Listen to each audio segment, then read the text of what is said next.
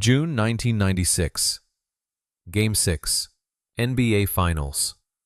Shawn Kemp is 26 years old, going toe-to-toe with Michael Jordan on the biggest stage in basketball. He finishes the series averaging 23.3 points, 10 rebounds, shooting 55% from the field. The Finals MVP voting is so close that Kemp nearly becomes the second player in history to win that award from the losing team.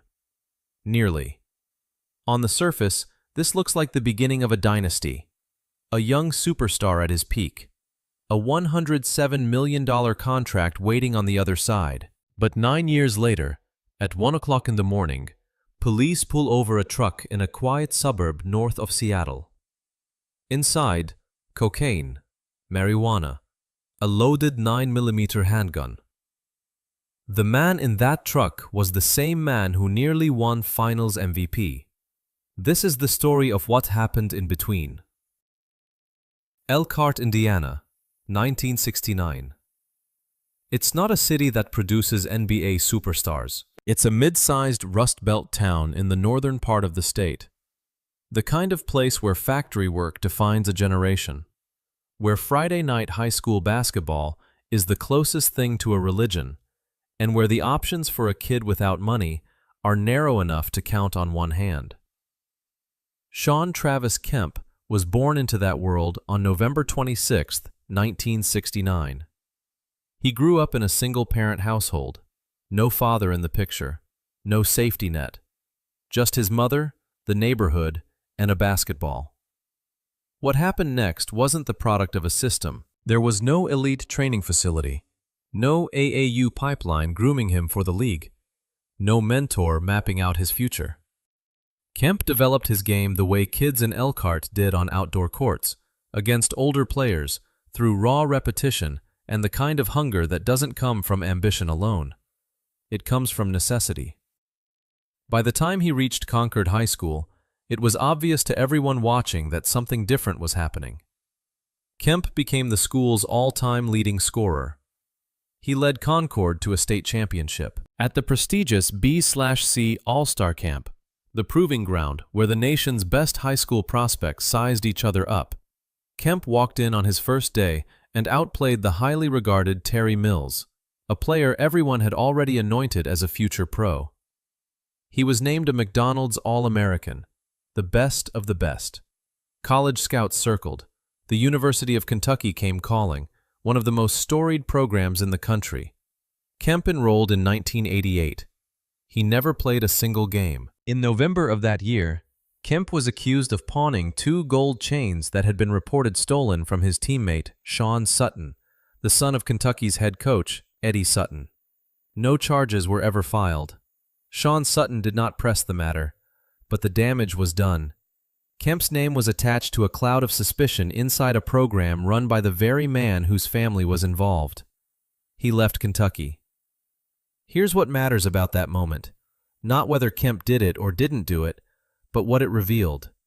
When things fell apart, there was no institution standing beside him, no one to navigate the politics, no one to manage the optics, no one to protect a teenager who had traveled far from home and found himself suddenly unwelcome. He transferred to Trinity Valley Community College in Texas, spent a semester there without playing a single game, and made a decision that would define everything that followed. At 19 years old, Shawn Kemp declared himself eligible for the NBA draft. No college degree, no agent experience, no financial advisor, no framework for what it meant to go from nothing to everything overnight. His high school coach, Jim Hahn, saw it coming and worried about exactly that. To have Shawn in a college environment without basketball, the one thing he loves, was a big mistake, Hahn said. The coach even considered advising Kemp to go straight to the pros from high school, before stopping himself because so few players had ever done it. Hahn understood something fundamental. Basketball was the structure around which Shawn Kemp's entire life was organized. Remove it or even loosen it, and what was left to hold everything together? The Seattle Supersonics selected Kemp 17th overall in the 1989 NBA draft. 3 weeks before his 20th birthday, he made his NBA debut, the youngest player in the entire league. The crowd roared, the cameras flashed, the money was coming. But here's what nobody asked out loud. What does a 19-year-old kid from Elkhart, with no college education, no family wealth, and no institutional support, actually do when the world hands him everything at once? The NBA didn't ask that question. Nobody did. And that silence, that collective failure to ask the obvious question, would echo through everything that came after. Seattle loved Shawn Kemp in a way that cities rarely love athletes. Not just because he was good, because he was electric, because every time he caught a lob near the rim, every time he rose above a defender and slammed the ball through the net with both hands, the entire arena held its breath for half a second, then erupted. It wasn't basketball, it was theater. It was something people drove across the city to witness in person because they didn't fully trust that television could capture it. Broadcaster Kevin Calabro gave him the nickname, the Rain Man. A play on the Seattle rain, a nod to the way Kemp dominated everything around him when he was locked in. The name stuck immediately, the way only the perfect names do. Kemp arrived in the NBA as a raw teenager and spent his first 2 seasons learning, watching, getting minutes off the bench. But by 1991 to 92, the starting lineup was his. And once it was, the league started paying attention. What made him special wasn't just athleticism, though the athleticism was otherworldly. It was the combination. A 6'10" power forward with the vertical explosion of a shooting guard, the strength to bully centers in the post, and a mid-range game that defenses could never fully account for. He was a mismatch problem before the NBA had language for mismatch problems. But the thing that truly made the Sonics dangerous was what happened when Kemp and Gary Payton shared the court. The pick and roll between those two became one of the most lethal weapons of the decade. Payton, quick, predatory, relentlessly aggressive, would drive baseline and find Kemp rolling toward the basket at precisely the right moment, again and again, until opposing coaches ran out of answers. They didn't just play well together, they understood each other. 2 kids who had both grown up with something to prove, now proving it in front of the whole country. By 1995 to 96, it all came together. The Seattle Supersonics finished that season with 64 wins, a franchise record. Kemp averaged 19.6 points and 11.4 rebounds per game. He made the All-Star team for the 5th time. He was named to the All-NBA second team. He was, by every measurable standard, one of the 5 best players on the planet. Then came the NBA Finals. Michael Jordan's Chicago Bulls had just finished the greatest regular season in NBA history, 72 wins. They were the prohibitive favorites. Most analysts didn't even frame it as a series. It was a coronation, they said, a formality. Seattle did not get the memo. Kemp and Payton pushed the Bulls to 6 games. In those 6 games, Kemp posted 23.3 points per game, shooting 55% from the field, pulling down 10 rebounds a night. He guarded Scottie Pippen. He attacked the paint against one of the greatest defensive teams ever assembled. He refused to let the moment be bigger than him. The Sonics lost.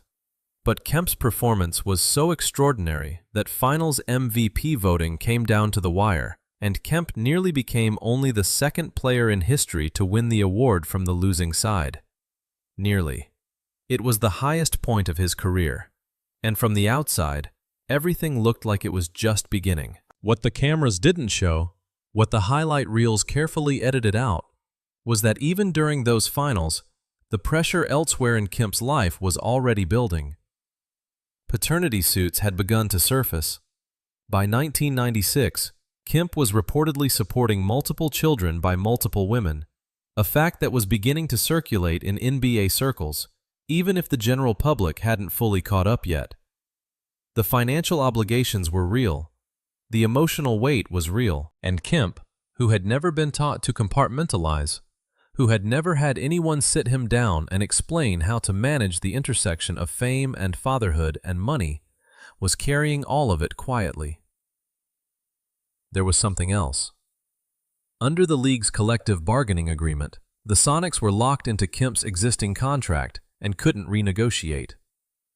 Kemp looked around the locker room, saw teammates earning more than him, felt the gap between what he was producing and what he was being paid, and grew quietly resentful. He complained. He pushed. The system didn't move.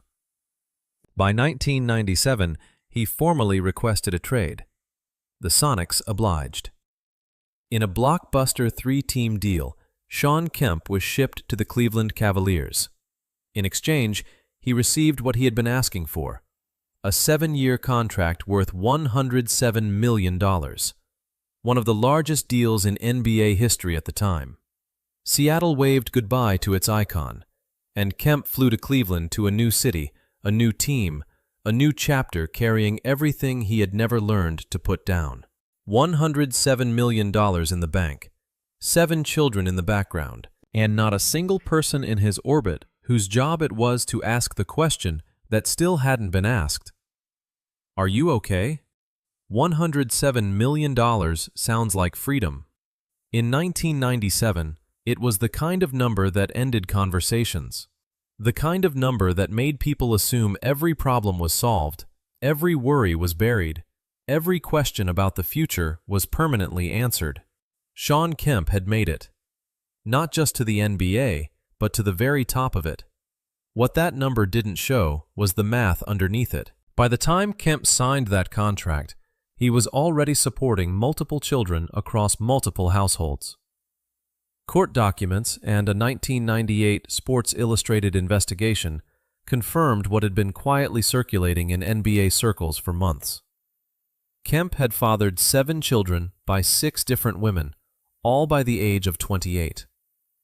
7 children, 6 women. One man who had grown up without a father himself, now trying to figure out without a blueprint, without a counselor, without anyone asking the hard questions, what it meant to be present for all of them. The media had a field day. David Letterman made jokes. Jay Leno made jokes. Sports radio made jokes. Shawn Kemp became a punchline in the late-night rotation, not a human being navigating an impossible situation, but a tagline, a cautionary tale delivered with a smirk. The coverage was relentless and almost entirely surface level. Here is a rich athlete who cannot keep his life together. Laugh. What nobody reported was the financial architecture collapsing underneath the headline. Child support for 7 children, spread across multiple states, compounded over years, doesn't leave $107 million untouched. It carves into it, slowly and consistently, in ways that are invisible to the public, but suffocating to the person writing the checks.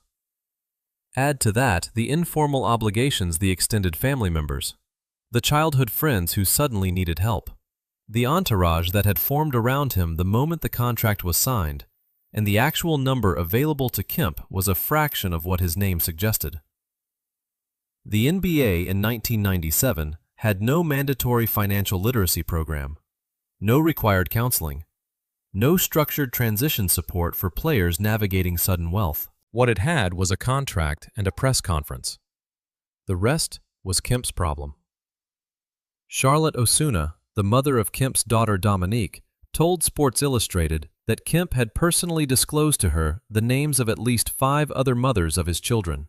She also said something that the punchline coverage consistently ignored, that Kemp was, in her words, an exceptional father to their daughter. He loves her, he sees her, he takes care of her, she said. That detail matters, because it complicates the easy narrative. This wasn't a man who didn't care. This was a man who cared too much, who tried to be present everywhere, for everyone, simultaneously without the emotional infrastructure to sustain it. And then the lockout happened. In 1998, a labor dispute between the NBA and its players' union wiped out the first half of the season. For most players, it was an unwanted vacation. For Kemp, already under financial pressure, already carrying private stress that had no outlet, it became something else entirely. He stopped training. He stopped monitoring what he ate. He stopped doing the things that had kept his body functioning at an elite level for 9 consecutive years. When training camp finally opened for the compressed 50-game season, Kemp showed up at 315 pounds. He had been 280 pounds the season before. 35 pounds in one off-season. His coach in Cleveland, Mike Fratello, pulled him aside and asked directly how it had happened. Kemp's answer was honest in a way that should have alarmed everyone in that room. "Coach," he said, "I didn't think we were coming back." 5 words, and underneath them, everything. A man who didn't think the season was returning, who, on some level, may not have been sure he was returning, and responded by letting go. Of the discipline. Of the structure. Of the one thing that had organized his entire existence since childhood. The media covered the weight gain as comedy. Fratello covered it as a conditioning issue. Nobody covered it as a warning sign from someone who was drowning. The 50-game season was brutal. Games stacked back-to-back, travel relentless, recovery time almost non-existent. Kemp played through it. He averaged 17.8 points and 3 rebounds. Made the All-Star game for a 6th and final time. On the surface, the numbers still held, but the body remembers everything. 35 extra pounds don't disappear in one compressed season. They stay in the knees, in the ankles, in the way a man moves at 31 versus 26. And they signal something deeper, that the engine which had run so clean for so long was beginning to overheat. Cleveland saw the numbers and saw a player who still produced. What they didn't see, what nobody was looking for, was a man quietly disappearing inside a life that had grown too heavy to carry alone. The $107 million was real.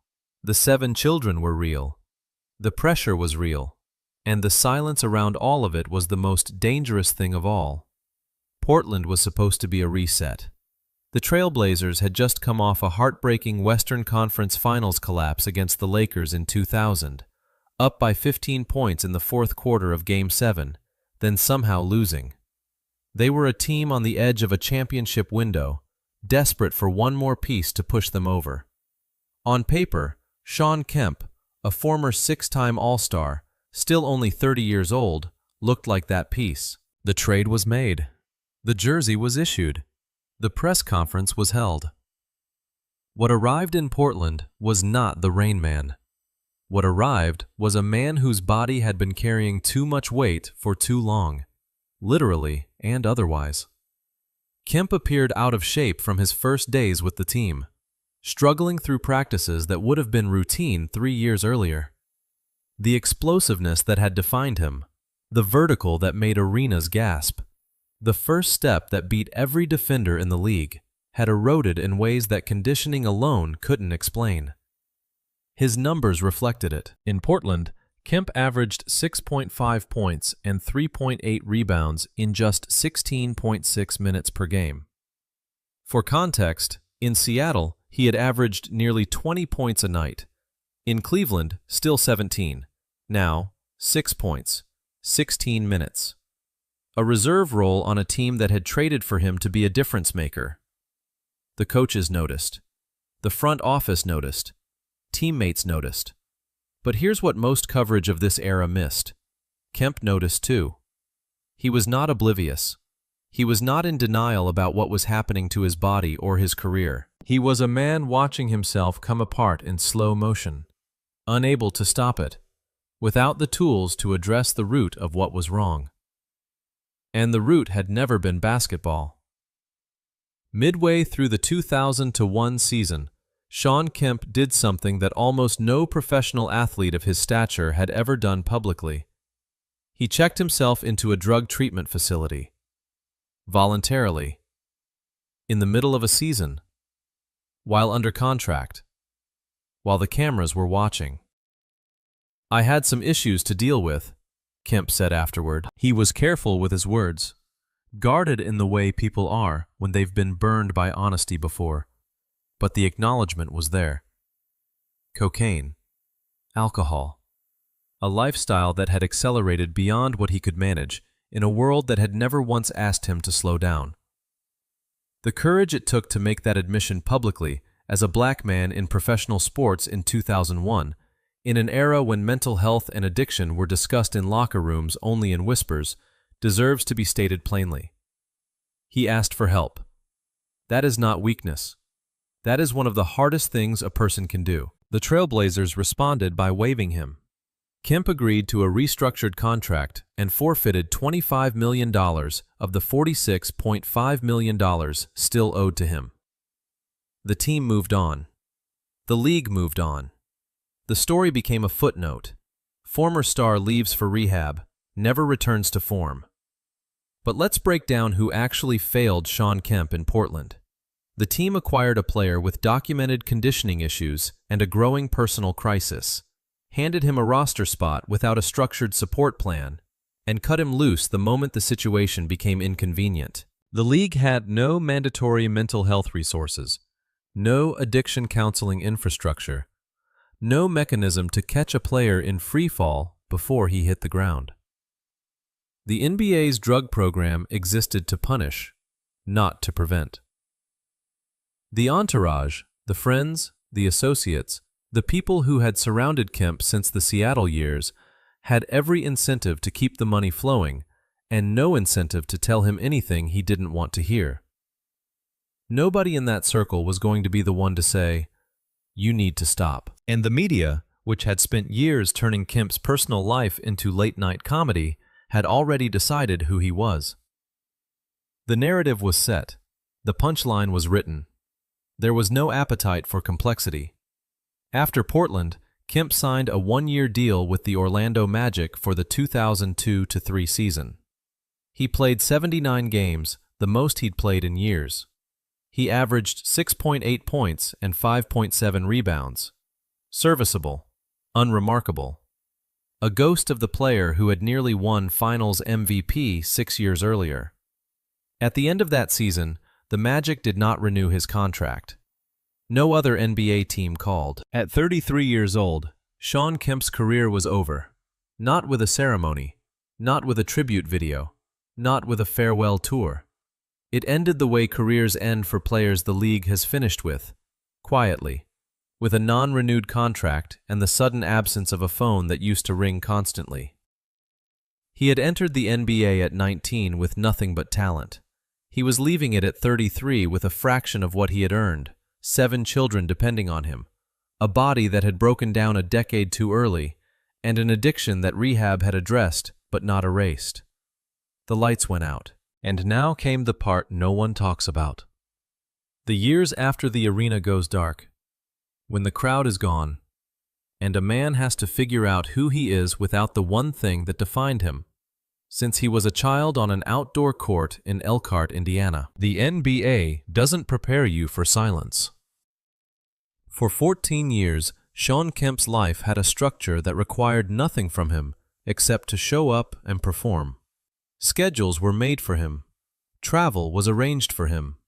Meals, hotels, practice times, game days, all of it organized by an institution that needed him functional and on the court. Basketball was not just his career, it was his calendar, his identity, the architecture holding everything else upright. When it ended in 2003, all of that disappeared overnight. What remained was a man in his early 30s, with no degree, no second career waiting, 7 children in multiple households, an addiction that had been addressed in rehab but not resolved, and the particular psychological vertigo that comes from being extraordinary at one thing your entire life and then having that thing taken away. He tried to get it back. In early 2005, reports surfaced that Kemp had been working out in Houston, trimming his weight, attempting to demonstrate to NBA front offices that the body was still viable. He made noise about a comeback. Avery Johnson, then coaching the Dallas Mavericks, a former Supersonics teammate who knew firsthand what Kemp was capable of, scheduled a personal workout in Houston. Kemp didn't show up. No explanation was given publicly. The Mavericks moved on. The window closed. 3 months later, on April 4, 2005, at 1 o'clock in the morning, a police officer in Shoreline, Washington, a quiet suburb north of Seattle, noticed a strong smell of marijuana coming from a parked Chevrolet pickup truck. He approached. He searched. Inside the vehicle, approximately 60 grams of marijuana, 2 grams of cocaine, a stun gun, and a loaded 9mm handgun registered to Kemp. He was arrested and booked for investigation of drug possession. Kemp denied using the drugs. He said they belonged to a friend. He pleaded guilty regardless and received 5 days of electronic home monitoring, 1 year of probation, and a $440 fine. In an interview with the Seattle Times shortly after the arrest, Kemp said something that stayed with the reporters who covered it. "I don't think it's going to hurt me on playing," he said. "But from the fan standpoint, it definitely hurts me. People are tired of hearing about this stuff. I'm tired of hearing about it, man." That last sentence deserves to sit for a moment. I'm tired of hearing about it. Not a man who didn't understand the gravity of his situation. A man who was exhausted by it, by the arrests, by the headlines, by the distance between who he had been and who he was becoming. He then spun the arrest into motivation for his comeback. "I was glad that happened," he said, "because it really made me focus more." Whether he believed that or was simply performing optimism for an audience, only Kemp knows. 14 months later, on July 21, 2006, a deputy in Houston pulled over a car for driving without a license plate. The deputy smelled marijuana. He searched the vehicle. Kemp was charged with misdemeanor marijuana possession and released on a $500 bond. The message boards on Kemp's official website filled within hours. Posts titled, "I can't believe it. Very sad. No more NBA for you." A comeback attempt with the Denver Nuggets evaporated. Reports of interest from the Chicago Bulls surfaced, then disappeared when Kemp missed another workout. The pattern had become unmistakable. Opportunity would materialize, and something the addiction, the weight, the psychological burden of trying to recapture something that was gone would cause it to slip away. There was one final attempt. Kemp signed a contract with a professional team in Italy. He flew overseas. He played 3 preseason games. Then Hurricane Ike made landfall in Texas, threatening his home in Houston. Kemp flew back to the United States to check on his property. He never returned to Italy. And that was it. Not a dramatic ending. Not a press conference or a farewell speech. Just a man who flew home during a storm and never booked the return flight. The years that followed were quieter and, in their own way, more revealing. Kemp opened a sports bar in Seattle's uptown neighborhood called Oscar's Kitchen. It closed in 2015 when the rent became too high. In 2020, he opened Shawn Kemp's Cannabis, a dispensary in the Belltown neighborhood, with former teammate Gary Payton at the grand opening. It is, by all accounts, still operating. His son, Shawn Kemp Jr., played basketball at the University of Washington. Another son, Jamon, played at Southeastern Louisiana University and pursued a career in the G League. The game that had consumed his father's life had passed to the next generation cleaner, with the benefit of everything the father had learned the hard way. Then came March 8, 2023. According to court records and statements from Kemp's attorney, someone had stolen a cell phone from Kemp's vehicle earlier that week. Kemp tracked the device using a location app to a parking lot in Tacoma. He drove there to retrieve his property. When he approached the vehicle, a Toyota 4Runner, someone inside fired at him first. Kemp fired back. Police arrived and arrested him for drive-by shooting. He was 53 years old. Prosecutors initially declined to charge him, citing the need for further investigation. The following month, he was charged with first-degree assault. In May 2025, Kemp accepted a plea deal, the charge reduced to second-degree assault. His attorney's version of events, stolen property, a confrontation, self-defense, remains the only detailed account on record. What is confirmed through court documents is that shots were fired, that Kemp was present, and that he ultimately pleaded guilty to a reduced charge. The Rain Man, at 53, was still in the storm. So what is the dark spiral of Shawn Kemp, really? It's easy to answer that question the lazy way. A superstar who squandered $100 million. 7 kids he couldn't afford. Cocaine in a parked truck at 1 in the morning. A shooting in a mall parking lot at 53. The story writes itself, and the late-night hosts already wrote it, 30 years ago, when the punchlines were easier than the truth. But here is what the punchlines never accounted for.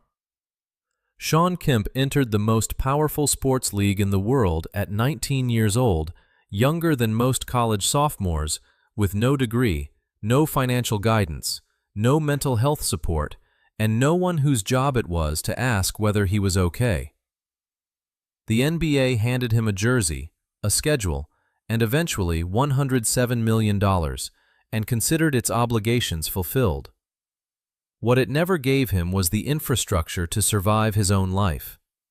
The 7 children were not the cause of his collapse. They were the visible pressure point of a man who had never been taught to build boundaries, who had grown up without a father, and was now trying imperfectly, expensively, across multiple states and households, to be present for children in ways no one had ever been present for him. Charlotte Osuna, the mother of one of his daughters, said he was an exceptional father. That detail never made it into the Letterman monologue. The weight gain was not laziness. The missed workouts were not indifference. The drugs were not stupidity. They were the symptoms of someone drowning in silence in a culture that celebrated what he could do on a court and had no language for what was happening inside him off it. The NBA has changed since 1989. There are financial counseling requirements now, mental health resources, player programs designed to address exactly the kind of collapse that consumed Shawn Kemp's post-peak years.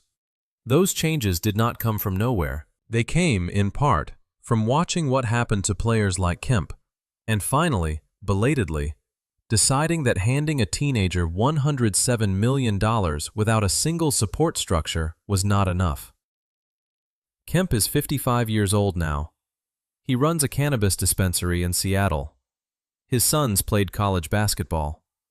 The storm hasn't fully passed the 2023 shooting, the 2025 plea deal, the ongoing complexity of a life lived loudly and painfully in public. But he is still here, still standing in the city that once called him its own.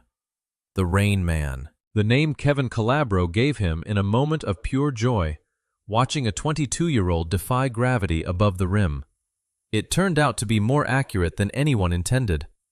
Because the rain in Seattle doesn't announce itself. It doesn't arrive with thunder or spectacle. It comes quietly, persistently, for a very long time. And sometimes, no one thinks to hand you an umbrella.